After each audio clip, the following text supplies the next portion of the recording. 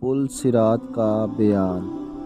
نبی کریم صلی اللہ علیہ وآلہ وسلم نے فرمایا، پل صراط جہنم کے بیچوں بیچ رکھا جائے گا اور میں اپنی امت کے ساتھ اس سے گزرنے والا سب سے پہلا رسول ہوں گا۔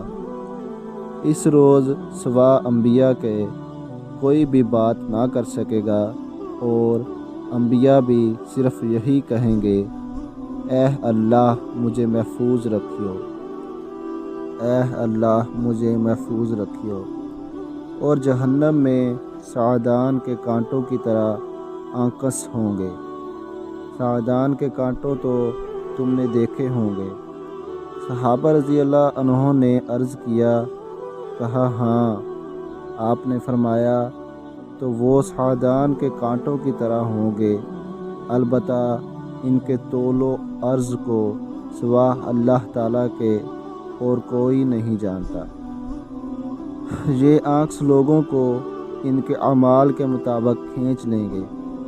بہت سے لوگ اپنے عمل کی وجہ سے ہلاک ہوں گے، بہت سے ٹکڑے ٹکڑے ہو جائیں گے، پھر ان کی نجات ہوگی۔ جہنمیوں میں سے اللہ تعالیٰ جس پر رحم فرمانا چاہے گا تو ملائکہ کو حکم دے گا کہ جو خالص اللہ تعالیٰ ہی کی عبادت کرتے تھے انہیں باہر نکال لو، چنانچہ ان کو وہ باہر نکال لیں گے۔ یہ فرمان صحیح بخاری کتاب الاذان صفحہ الصلاۃ باب فضل السجود حدیث نمبر 806 میں موجود ہے۔ اللہ پاک پل صراط سے گزرنے میں آسانیاں فرمائے۔